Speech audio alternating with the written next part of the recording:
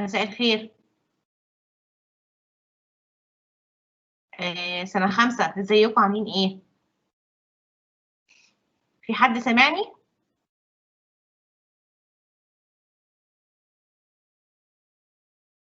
مش حد سامعني.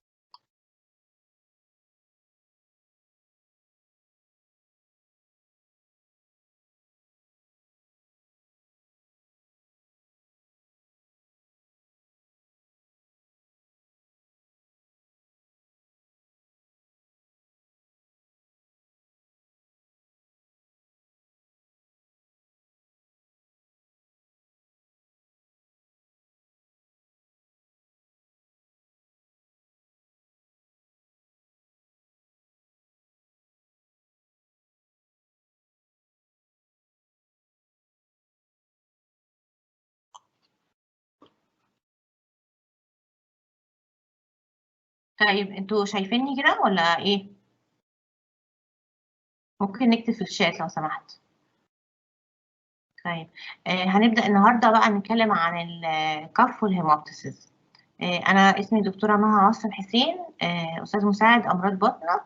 هنتكلم النهارده ازاي احنا لو عندنا عيان عنده كف وهيموبتيسيس، ايه الابروتش اللي احنا المفروض نعمله مع عيان عنده كف وهيموبتيسيس.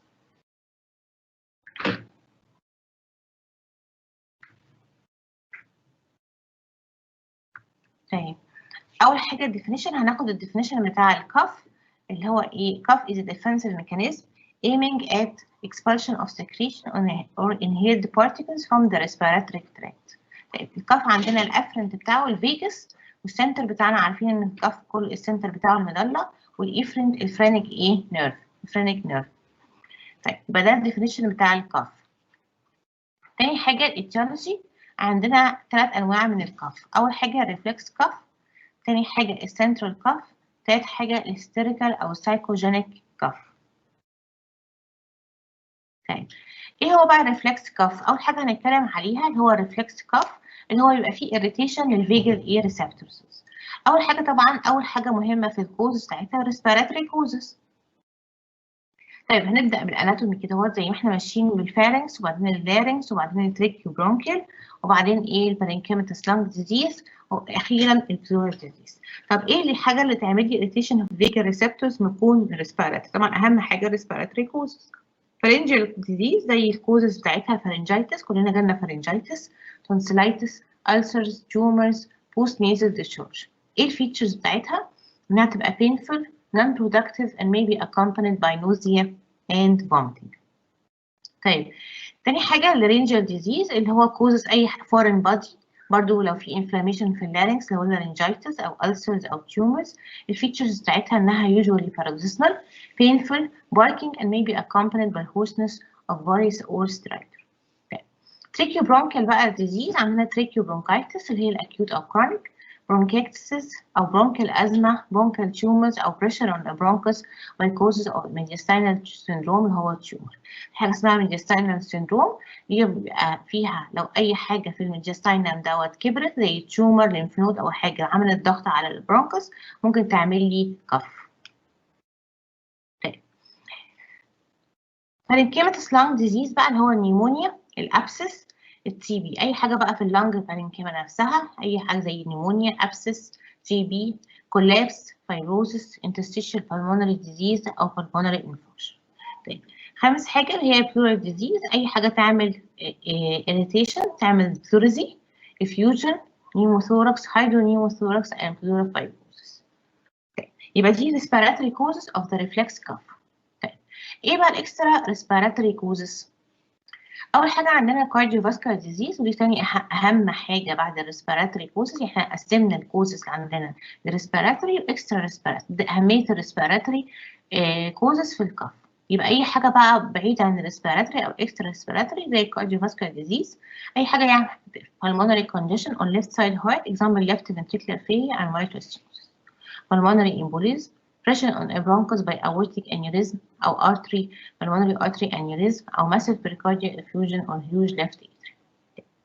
intestinal disease زي ما قلناها أي حاجة في الintestinal هتكبر تضغط على الايه على تعمل يعني pressure symptoms تعمل لي ايه كف اللي هو aortic aneurysm tumor lymph node او retrosternal goiter. طبعا الجويتر تبقى extended لحد الintestinum. other cause of intestinal syndrome الفيتشرز بتاعتها بتبقى brassy or bovine ايه كف.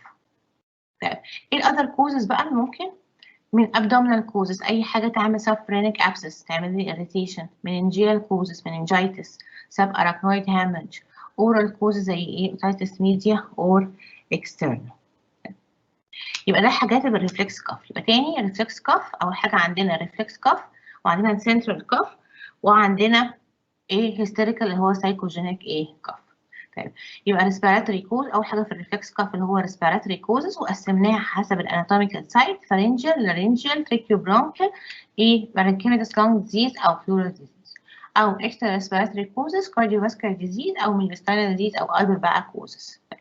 يبقى ده ريفلكس كف. طب ايه هو السنترال كف؟ احنا قلنا الاريتيشن بتاع الفيجاس يعمل الريفلكس كف يمكن irritation of the cuff center بقى اللي هو حاجة في السنتر اللي هو ايه brain tumors حصل brain tumor cerebrovascular strokes او encephalitis. الفيتشرز بتاعتها بقى بتبقى dry cough ومعها طبعا other associated neurological manifestation.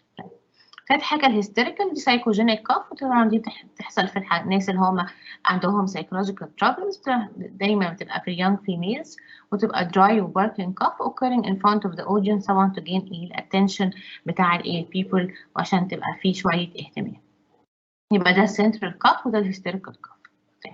ايه الهازارds اوف كاف بقى؟ يعني ايه الهازارds اوف كاف؟ يعني انا لو عندي كاف ايه الهازارds اوف كاف؟ طبعا الهازارds اوف كاف دي لازم تبقى كاف for long duration وسيفير يعني مش معقوله كاف واحده هيكح له يومين هيحصل ايه هازارds.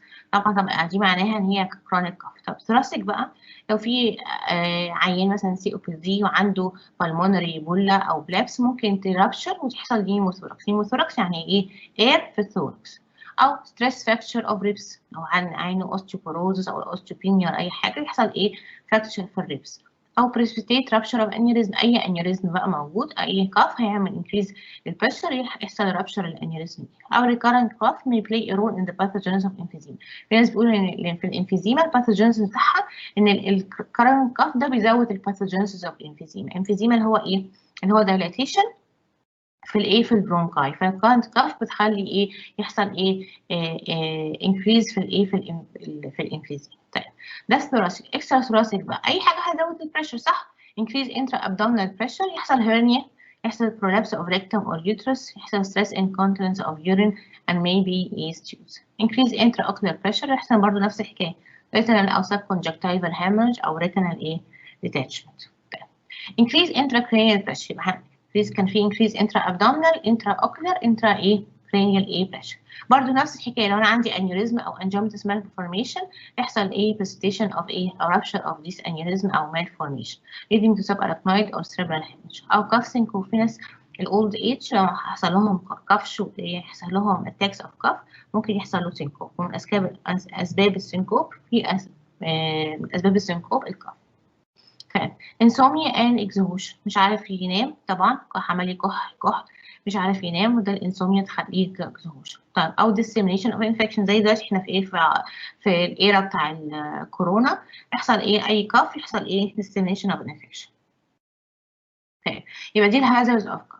طب البيشنت ده بقى انا I should ask about ايه البيشنت ده ازاي انا اقدر اشوف البيشنت دوت واسك ايه الحاجات اللي انا ممكن لو شفت بيشنت عنده كاف ان انا ايه هسالها له. اول حاجه البيشنت should be asked about whether dry or productive. اول حاجه هسالها للبيشنت دوت الكاف دي dry ولا productive.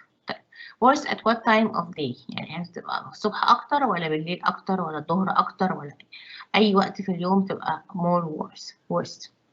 طيب worst by any particular condition هل في condition معين هيزود الكاف دي يعني مثلا زي العيانين اللي هم عندهم pulmonary congestion لو عملوا اي effort او حاجه يحصل ايه worsening of the cough لان بيحصل ايه pulmonary congestion. related to posture or not. العيانين اللي عندهم abscess لو ناموا على الابسس ده بيبقى الكاف اكتر عشان يعمل expectoration. painful or not، هل هي معاها مثلا الكاف دي معاها pleurisy، معاها اي حاجه lung disease معاها pleurisy ولا painful or not. complications of cough، هل الكاف دي كانت so severe and يعني maintained لحد ما يحصل complications ولا ما حصلش complications. ايه بقى الفورمز اوف كاف المختلفه دي؟ حاجات ساعات يعني بنقولها عليها نظري شويه، بس يعني ايه في حاجات من بعضها بنشوفها في الايه في البراكتيكال. paroxysmal كاف اللي هو paroxysmal كاف without much expectoration، اللي هو ايه بيجي كاف فترات وتقف زي برونكال ازمه. كلنا شايفين عارفين العيان اللي هو بالبرونكال ازمه يبقى عندهم paroxysmal كاف، مش all through عندهم كاف. او bronchogenic carcinoma او mediastinal syndrome. paroxysmal cough followed by vomiting زي whooping cough and pulmonary TB، يعني من كتر ما يبقى فيه cough كتير ممكن بعد كده يحصل ايه vomiting. paroxysmal cough accompanied by excessive purulent sputum اللي هو ايه bronchiectasis lung abscess و bronchopleural fistula. دول حاجه اسمهم ايه؟ اسمهم suppurative lung disease اللي هم البرونكيكتسز واللنج abscess والبرونكوبلورال فيسترا. ده characterization بتاعته ان ده العيان بيبقى عنده paroxysmal cough مش على طول بس معاه excessive purulent sputum بيجيب ايه purulent sputum بكميه كبيره، ويبقى ايه السبيوتم دوت فيتد وايه وثيك كده وايه فيسكس كده، يعني ثيك وفيسكس، ودول هما suppurative lung disease.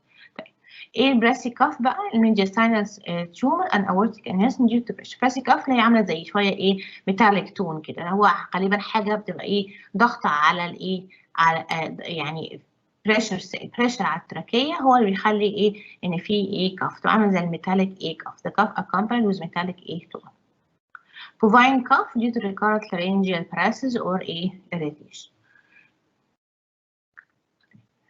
barking cough non-productive prolonged cough usually in hysterical ايه female، هو زي يعني ايه زي dog بيبارك، بتبقى غالبا يعني حاجه زي ايه يعني بيمثل يعني مش حاجه حقيقيه. وطبعا non productive لان هو مفيش اي disease هيعمل ايه الهيستيريكال cough. husky cough productive cough of throat irritation produces a thick sputum.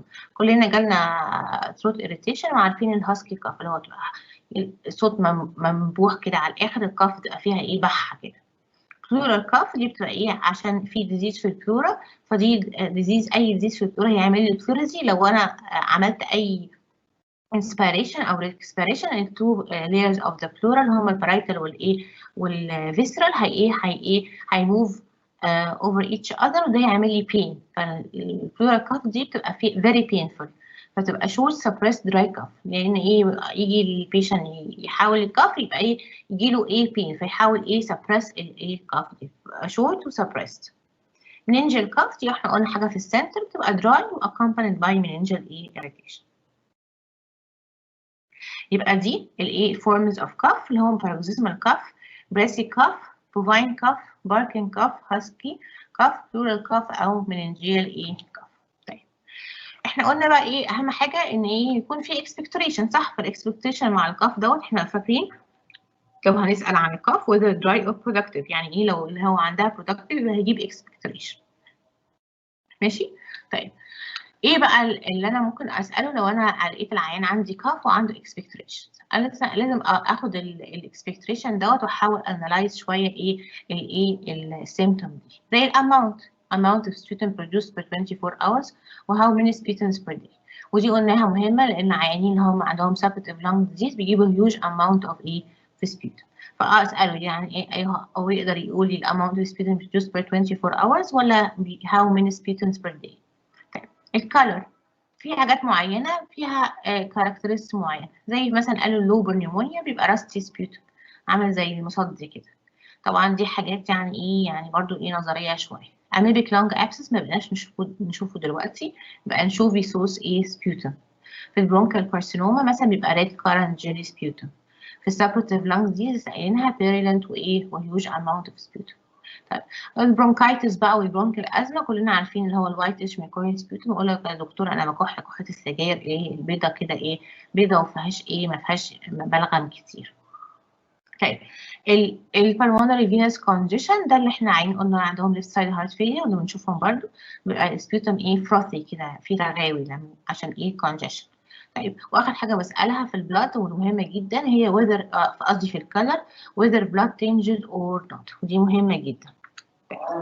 الكونسيستنسي بقى ووتري ان بالمونري ايديما لسه قلنا انها فروثي كده وثيك ان برونكيال ايه ازمه بتبقى شويه ثيك ان برونكيال ازمه. odor fetid in a suppurative lung disease قلنا suppurative lung there will be huge وpurulent وfetid a sputum. Timing more in the morning in case of bronchitis or suppurative lung disease.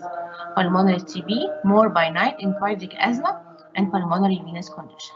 الصبح اكتر العيانين عندهم برونكايتس. احنا قلنا العيانين اللي هم ايه بيسموكر يقول لك انا ايه اصحى الصبح هكح كحه السجاير او suppurative lung disease يقوموا الصبح او pulmonary TB يوم الصبح يقعدوا ايه يكحوا لحد ما يطلعوا huge amount of sputum. ماشي. more by night بقى في الكارديك ازمه والبلمونري فينس كونجيشن. more by at night العيانين اللي يكحوا اكتر في النايت. احنا قلنا العيانين اللي عندهم pulmonary فينس كونجيشن يفضل طول النهار ما بيكحش يجي على بالليل بقى الكونجيشن بيبقى زاد على اخره ويبدا بقى ايه الكف. ماشي. relation to posture في الايه كافيتري سيندروم. قلنا العيانين ايه اللي هم عندهم لانج ابسس لو نام على البوزيشن على اللانج على المكان اللي فيه ابسس بيبقى الايه الكف تحته بتزيد والاكسبكتريشن بيزيد. يبقى ده الكف. تاني حاجه هنتكلم عليها بقى او يعني الهيموبتسيس. اول حاجه في الهيموبتسيس دوت طبعا احنا الهيموبتسيس دوت ايه ده يعني سيريس كونديشن مش بيتاخد كده هابهازارد. لو عيان جاي في الاستقبال وانا انالايزد الكومبلين بتاعته طلعت هيموبتسيس I shall consider ايه يعني ايه serious disease صح؟ طيب اول حاجه ايه هو الديفينيشن بتاع الهيموبتسيس؟ أول حاجة الديفينيشن بتاع الهيموبتسيس هو expectoration of blood originating from below the vocal cords. يبقى لو هو above the vocal cords يبقى ده مش هيبقى هيموبتسيس. لازم عشان أقول إن ده هيموبتسيس لازم يبقى عندي below the vocal cords.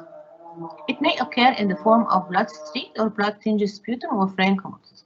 يبقى إيه؟ يبقى السبيوتم دوت يا إما blood streaked يعني معرق كده بدم او هو كله لونه بلاد تنجد كله لونه او فرانك هيموبتسيس يعني عين بايه بكح دم ايه pure ايه blood. Bleeding originating from above the vocal cords is known as false or spurious hemolysis. يبقى لو عندي below the vocal above the vocal cords يبقى انا مش هقدر اقول ان البيشنت ده hemolysis. ودي مهمه جدا complaint دي مهمه وقلنا انها بترفلكت a serious disease I shall consider it very carefully. طيب برضو نفس الحكايه الاتيولوجي. طبعا اول حاجه respiratory causes زي بالظبط الكف.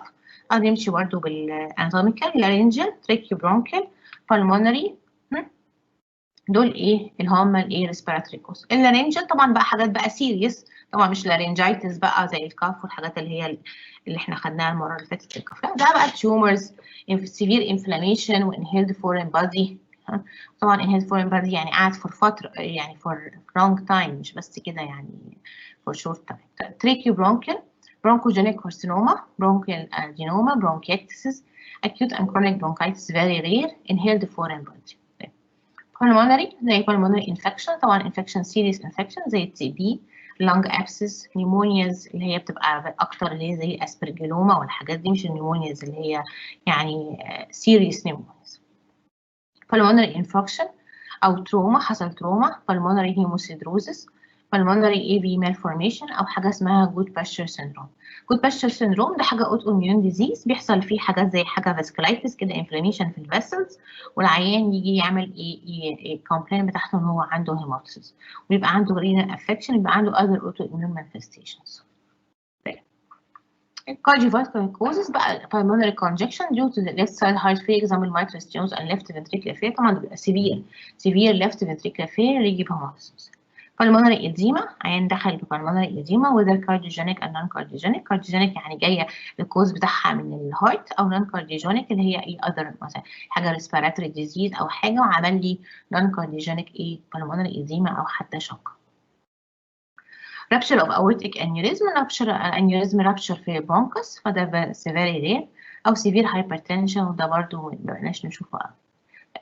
systemic causes بقى يبقى respiratory causes او cardiovascular. عندي بقى systemic cause اكيد هيبقى hemorrhagic blood disease زي purpura وهيموفيليا. purpura هو ايه decrease في ال platelet count اللي هو thrombocytopenia اللي هو platelet عنده defect، او هيموفيليا اللي هم ايه coagulation ايه factor زي مثلا إيه clotting factor number 8 او von Willebrand factor، اي factor ايه deficiency. دول ممكن العيانين يجي لهم bleeding، فمن ضمن البليدنج ممكن العيان يجي لهم abscess. طيب patient suffering from heart should be asked about. برضه نفس الحاجة زي الكف، هل أسأل الكف دي برضه إيه هي التايمينج بتاعها، إيه البوزيشن اللي بتزودها. نفس الحكاية هزود برضه على الهيموبتسيس إن أنا أسأل العيان ده type of هيموبتسيس، يعني هل التايب هل هو مثلا بيجيب هيموبتسيس blood streaked ولا بلاد تنجد ولا فرانك هيموبتسيس. طبعا كل حاجه وليها سيفيرتي، يعني اكيد العيان اللي هيبقى عنده فرانك هيموبتسيس دوت مور سيفير. النمبر اوف اتاكس، هل النمبر اوف اتاكس ديت يعني قليله ولا كتيره ولا حاجه، ولا هل النمبر اوف اتاكس دي ممكن برضه تديني كلو هل العيان دوت هيبقى محتاج ريسستيشن. لو مثلا فرانك هيموبتسيس وعنده نمبر اوف اتاكس كتيره، هل العيان ده هيبقى محتاج ريسستيشن عشان البلاد بريشر مثلا هيحصل له decrease. associated symptoms الهيموبتسيس دي معاها ايه زي ما قلنا كده، مثلا العيان اللي عنده good posture syndrome عنده هيموبتسيس، مثلا عنده auto immune manifestations ثانيه، عنده مثلا حاجه affection في الكدني function، او عنده مثلا renal failure، العيان ده نقول ان هو renal failure، عنده symptoms of uremia. الحاجات التانية مثلا تي بي، عندي تي بي، هل العيان دوت عنده فيفر، عنده ديسنيا، عنده اي symptoms تانية اللي هو الليمبي اديما مثلا، اي حاجة من اللي هي الالبومينوريا قصدي يعني اللو البومين، او مثلا العيان دوت عنده مايتروستينوزس، عنده مثلا العيان دوت ليفت فيتريكولار هارت فيلير، هل هم ده معاها كف، معاها طبعا هيبقى معاها كف، هل هيبقى معاها ديسنيا اورثوبنيا اللي هو الليمبي اديما في سينكوبال اتاكس ولا لا. والكالر اوف بلاد قلنا زي اما هو اما بلاد سترينج بلاد ايه ستريكت او ايه فرانك هيموبتسيس. كالر اوف بلاد مهم كمان في حاجه ثانيه، هل البلاد دوت ريد ولا ايه ولا دارك. هنشوف ليه الكالر اوف بلاد مهم بعد كده. amount of blood in frank hemoptysis برضه نفس الحكايه، هل البلاد ده سيفير اماونت ولا هيوج اماونت ولا الاماونت ديت مينيمال اماونت. manage which patient received، هل الاتاك ديت استدعت ان انا ادي للبيشنت ده مانجمنت ولا هو he passed without management، على حسب طبعا ايه السيفيريتي. ايه المانجمنت اوف هيموبتسيس؟ يعني انا عيان عندي بيجي استقبال بهيموبتسيس، طبعا اول حاجه مهمه قوي كلنا عايزين نعرفها هي ايه الفرق اصلا ما بين الهيموبتسيس والهيماتيمس، عشان كده قلنا الكالر اوف بلاد مهم. يعني العيان اللي بيجي يقول انا بكح دم، ده الكالر اوف بلاد لازم ابص عليه كويس. ليه؟ لان انا في ناس كتير بتيجي في الطوارئ او في الاستقبال ما تبقاش عارفه هي بتكح دم ولا بترجع دم. فانا مهمتي ان انا اقعد انالايز الكومبلين بتاع البيشنت دوت واشوف هل انا ناحيه الهيموبتسيس ولا ناحيه الهيماتيمس. طبعا اول حاجه بعملها ان انا باخد هيستوري، والله هيموبتسيس عنده شاست ديزيز او كارديك ديزيز هيبقى ماشي مع هيموبتسيس، لا هيماتيمس ده ماشي مع جي اي تي ديزيز، لا العيان هيباتيتس، لا العيان ليفر سيروزس، لا العيان مثلا كان عنده اي تيومر مثلا في الليفر، فهيبقى ماشي اكتر هيماتيمسيس. طيب البيفور اتاك هيموبتسيس، هي العيان هيكح الاول بعدين يجي له هيموبتسيس. طيب العيان الهيماتيمسيس دوت غالبا بيبقى عنده نوزيا وفوميتنج. طيب البلاد هنا مهم بقى، الهيموبتسيس ده برايت ريد اند فروثي، ده بيبقى احمر وفروثي. الهيماتيمسيس ده بيبقى دارك ريد وسفود بارتكلز، يبقى الهيماتيمسيس ده غالبا بيبقى البلاد ده دايجستد فلونه بيبقى ايه دارك. طيب افتر اتاك بلاد ستريكد ايه سبيوتم، ممكن يجيب بلاد ستريكد هنا لو كان فرانك هيموبتسيس بعد ما اتاك طبعا يجيب سبيوتم بس بلاد ستريكد. هيماتيمسيس افتر اتاك يجي ميلينا البلاد بقى اللي باقي في الاستومك هينزل وهيبقى دايجستد وهيبقى ينزل لي ايه في الايه في الكولون وينزل ايه من على هيئه ميلينا. اكزامينيشن بقى يعني انا خدت هيستوري وبعدين ده كله هشوف الهيستوري بتاع الباست هيستوري وبعدين خدت هيستوري بيفور الاتاك والبلاد والافتر اتاك. طيب اكزامينيشن هفحص العيان هنا انت هيموثيس الاقي ممكن الاقي عنده شيست ساين او هارت ساينز عنده مايتوستينوزس عنده لسه هارت فيلير. طيب هنا اكزامينيشن بتاع العيان هلاقي هيماتيمس الاقي مثلا هيباتوميجالي الاقي سبينوميجالي الاقي اسايتس. انفستيجيشن يبقى هطلب ايه بالعيان اللي هو عنده هيموبتسيس حاجه بقى انفستيجيت هبقى ماشيه ناحيه الشيست والهارت ديزيز بخلاف الهيماتيمسيس هبقى ماشيه ناحيه ايه الجي اي تي اي ديزيز. طيب والتاني حاجه يبقى اول حاجه اهم حاجه في المانجمنت اوف هيموبتسيس ان انا اول حاجه افرق ما بين الهيموبتسيس والهيماتيمسيس. تاني حاجه exclusion of false hemoptysis قلناها ان اي examination of upper respiratory tract usually reveal the cause of false hemoptysis يبقى او حاجه عندي above الvocal cords يبقى ده false hemoptysis حاجه بقى في الجامز حاجه في التيث اي حاجه ودوت ايه false hemoptysis.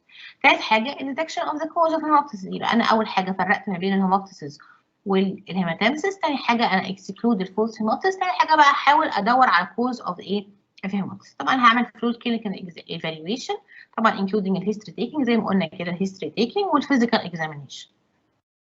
تاني حاجه عشان اقدر امانج مثلا هطلب للبيشنت دوت انفستيجيشن والله شايفه ان انا ناحيه الشست حاجات الشست والديزيز ممكن اطلب له شست اكس راي سبيوتم اكزامينيشن لو بيجي لي عندي سبيوتم اكزامينيشن اخد منه سبيوتم واعمل له اكزامينيشن.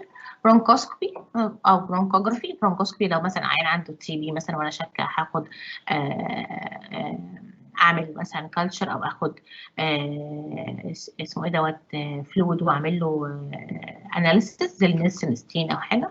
برونكوجرافي ما بقناش نعملها قوي لانها خدت مكانها السي تي تشست هو ده السي تي تشست يعني حل مكان ايه البرونكوجرافي والتشست اكس راي كمان.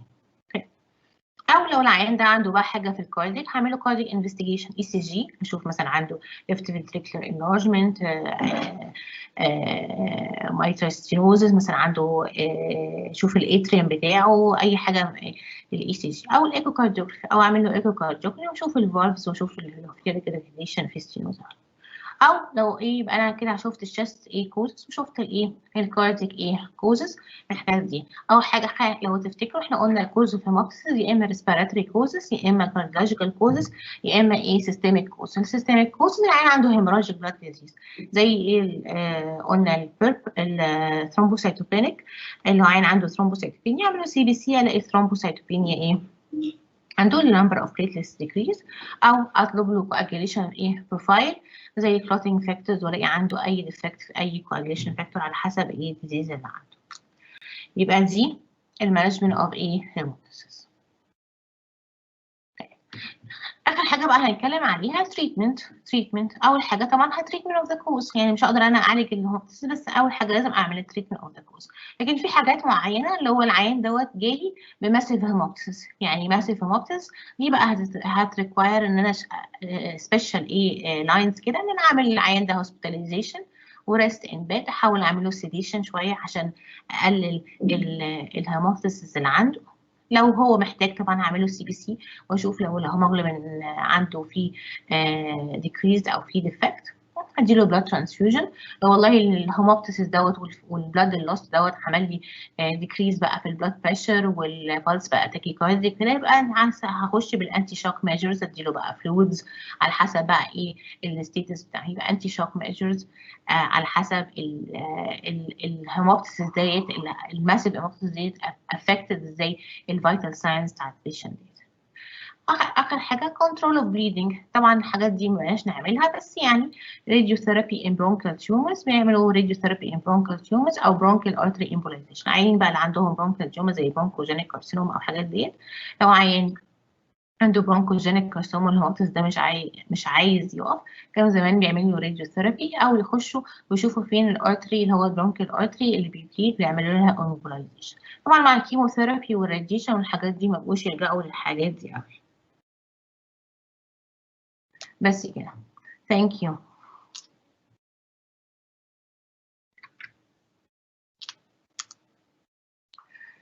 آه كده احنا كده ايه 16 واحد بس اللي حضر، حاجة قليلة قوي. فهمتوا حاجة؟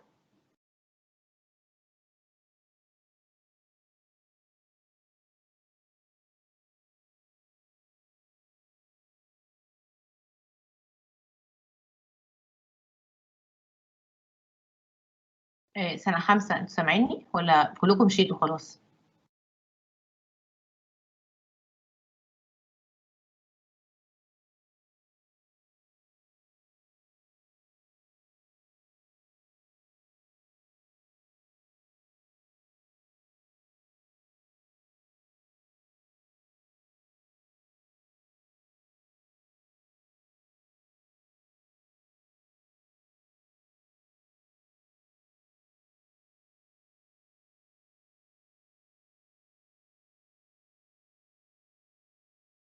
طيب في ناس ردت اهي. ايوه شكرا لحضرتك يا دكتور. ايوه يا دكتوره فهمنا. طيب ماشي كويس انتوا فهمتوا حاجه. بس انا كنت عايزه اسال، هو العدد ليه قليل كده؟ ولا انتوا فقدتوا الامل في الاونلاين؟ في حد كاتب فيه سورس؟ لا هو ما فيش سورس، هو المفروض ان المحاضرات ديت يعني كل واحد بيحضر على حسب اجتهاده، وما فيش اي سورس يعني. زي المحاضرات دي بتنزل لكم ام اس كيوز، يعني مش محتاجه حاجه. طيب ماشي.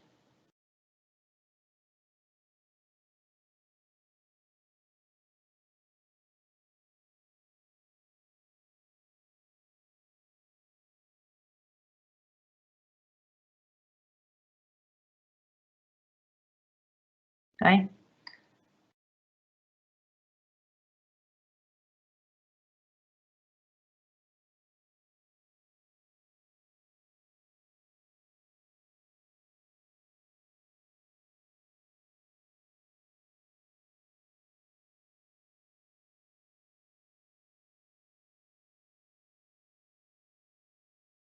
طيب شكرا شكرا يا دكاتره، واشوفكم على خير ان شاء الله.